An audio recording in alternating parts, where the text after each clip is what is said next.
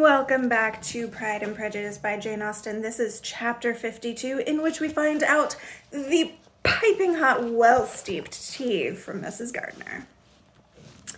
Elizabeth had the satisfaction of receiving an answer to her letter as soon as she possibly could. She was no sooner in possession of it than hurrying into the little copse where she was least likely to be interrupted. She sat down on one of the benches and prepared to be happy, for the length of the letter convinced her that it did not contain a denial. Gracechurch Street, September 6th. My dear niece, I have just received your letter and shall devote this whole morning to answering it, as I foresee that a little writing will not comprise what I have to tell you. I must confess myself surprised by your application. I did not expect it from you. Don't think me angry, however, for I only meant to let you know that I had not imagined such inquiries to be necessary on your side. If you do not choose to understand me, forgive my impertinence. Your uncle is as much surprised as I am, and nothing but the belief of your being a party concerned would have allowed him to act as he has done. But if you are really innocent and ignorant, I must be more explicit. On the very day of my coming home from Longbourn, your uncle had a most unexpected visitor. Mr. Darcy called, and was shut up with him several hours. It was all over before I arrived, so my curiosity was not so dreadfully racked as yours seems to have been. He came to tell Mr. Gardiner that he had found out where your sister and Mr. Wickham were, that he had seen and talked with them both, Wickham repeatedly, Lydia once. From what I can collect, he left Derbyshire only one day after ourselves and came to town with the resolution of hunting for them. The motive professed was his conviction of its being owing to himself that Wickham's worthlessness had not been so well known as to make it impossible for any young woman of character to love or confide in him. He generously imputed the whole to his mistaken pride, and confessed that he had before thought it beneath him to lay his private actions open to the world. His character was to speak for itself.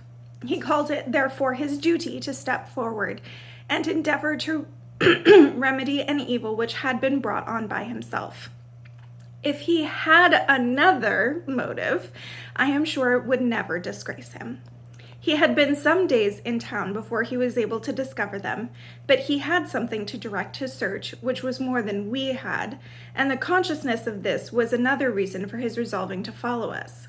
There is a lady, it seems, a Mrs. Young, who was some time ago a governess to Miss Darcy, and was dismissed from her charge on some cause of disapprobation, though he did not say what. She then took a large house in Edward Street, and has since maintained herself by letting lodgings. This Mrs. Young was, he knew, intimately acquainted with Wickham, and he went to her for intelligence of him as soon as he got to town. But it was 2 or 3 days before he could get from her what he wanted. She would not betray her trust, I suppose, without bribery and corruption, for she really did know where her friend was to be found. Wickham indeed had gone to her on their first arrival in London, and had she been able to receive them into her house, they would have taken up their abode with her.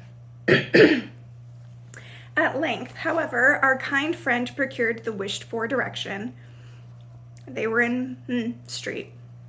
He saw Wickham and afterwards insisted on seeing Lydia. His first object with her, he acknowledged, had been to persuade her to quit her present disgraceful situation and return to her friends as soon as they could be prevailed on to receive her, offering his assistance as far as it would go. But he found Lydia absolutely resolved on remaining where she was. She cared for none of her friends. She wanted no help of his. She would not hear of leaving Wickham. She was sure they should be married some time or other, and it did not much signify when.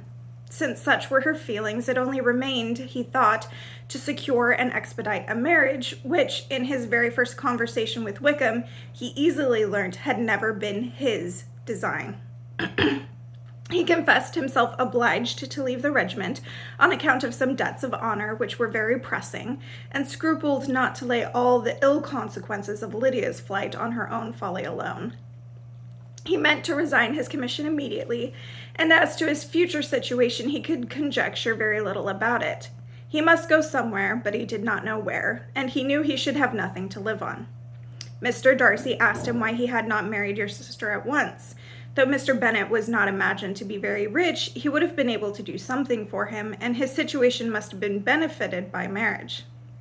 But he found, in reply to this question, that Wickham still cherished the hope of more effectually making his fortune by marriage in some other country.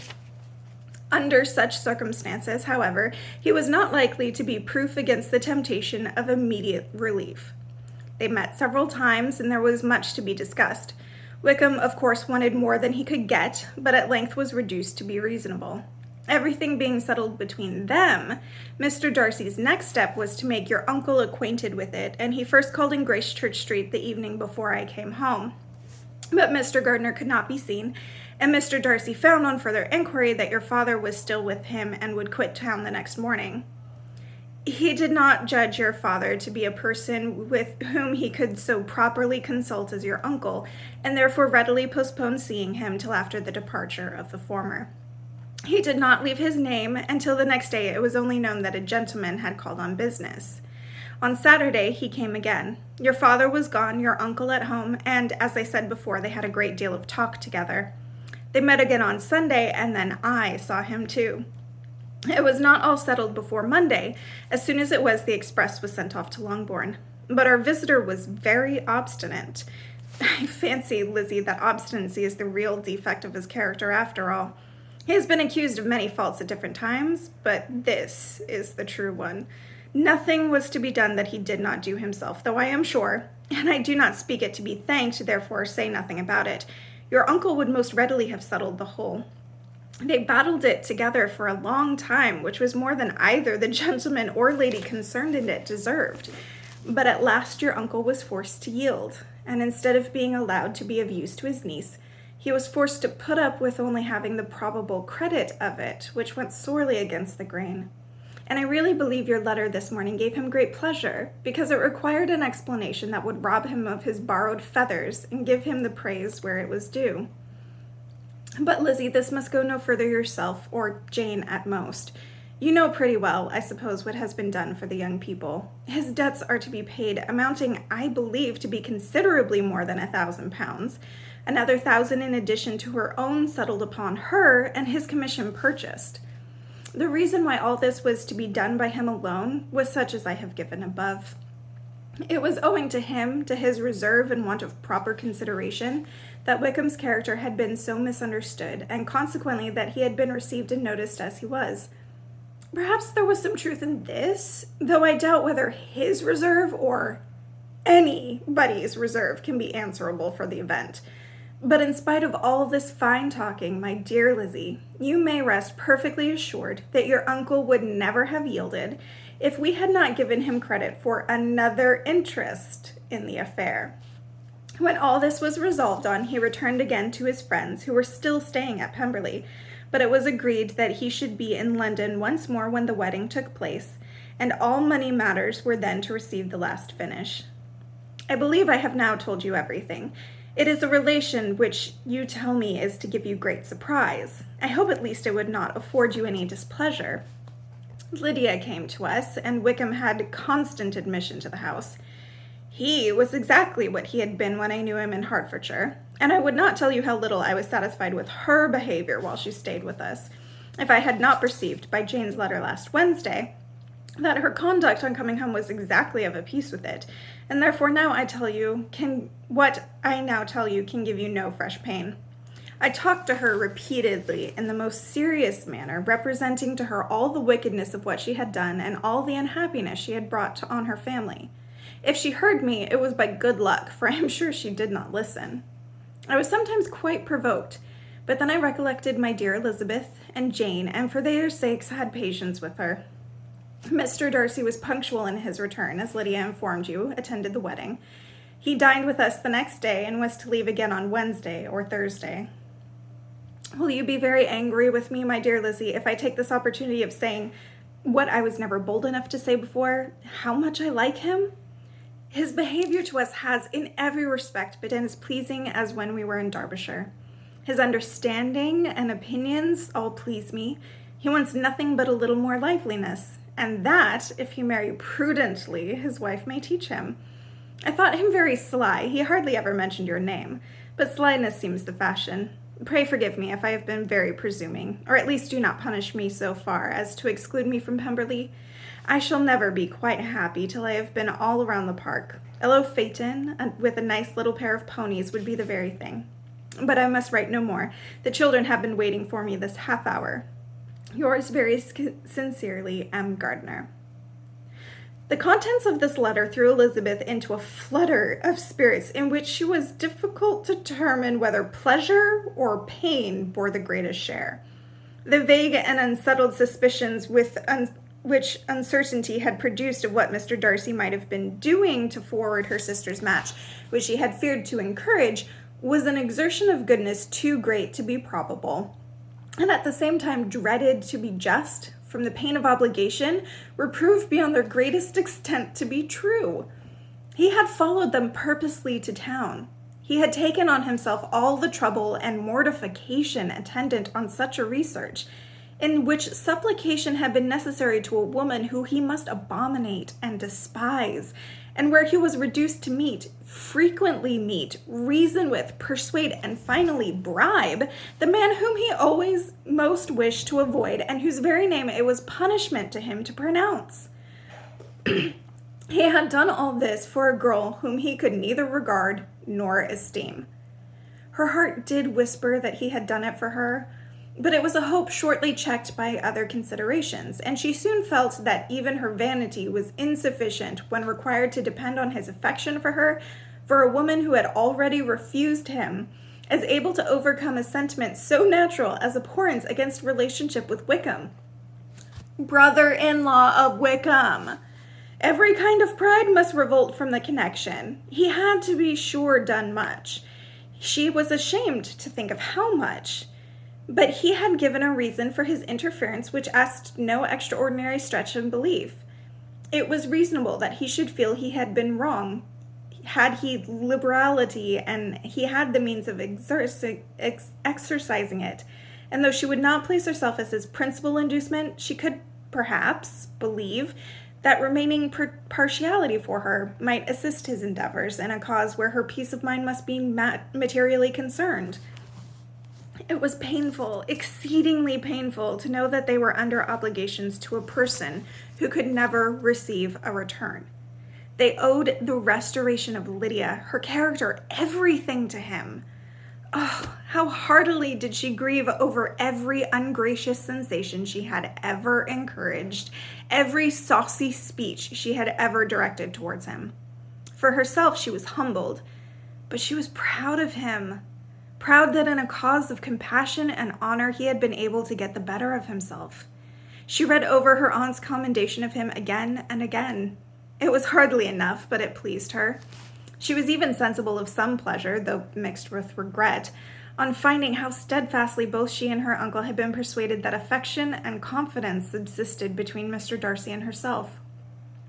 She was roused from her seat and her reflections by someone's approach, and before she could strike into another path, she was overtaken by Wickham. "I am afraid I interrupt your solitary ramble, my dear sister," said he as he joined her.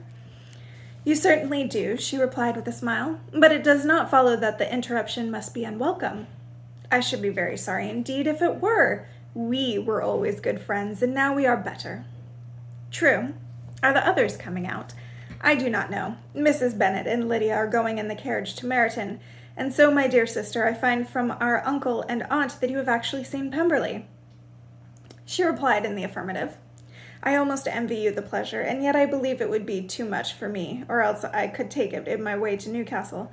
And you saw the old housekeeper, I suppose?" "Poor Reynolds, she was always very fond of me, but of course she did not mention my name to you." "Yes, she did." "And what did she say?" "That you were gone into the army, and she was afraid had not turned out well. At such a distance as that, things are strangely misrepresented." "Certainly," he replied, biting his lips. Elizabeth hoped she had silenced him, but he soon afterwards said, "I was surprised to see Darcy in town last month. We passed each other several times. I wonder what he can be doing there." "Perhaps preparing for his marriage with Miss de Bourgh," said Elizabeth. "It must be something particular to take him there this time of year." "Undoubtedly. Did you see him while you were at Lambton? I thought I understood from the Gardiners that you had." "Yes. He introduced us to his sister. And do you like her? Very much. I have heard, indeed, that she has uncommonly improved within this year or two. When I last saw her, she was not very promising. I am very glad you liked her. I hope she will turn out well. I dare say she will. She has got over the most trying age. Did you go by the village of Kimpton?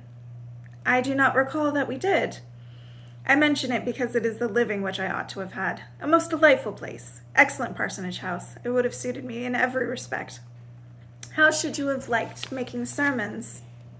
Exceedingly well. I should have considered it as part of my duty, and the exertion would soon have been nothing. One ought not to repine.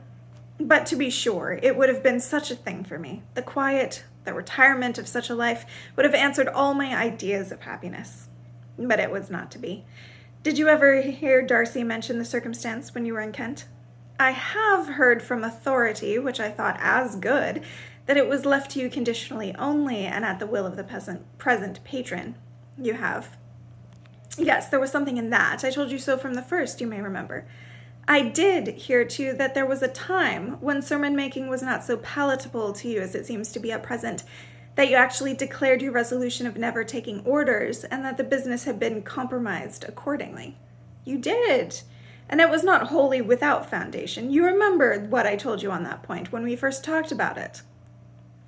They were now almost at the door of the house, for she had walked fast to get rid of him, and unwilling for her sister's sake to provoke him, she said only in reply with a good-humored smile, "Come, Mr. Wickham, we are brother and sister, you know.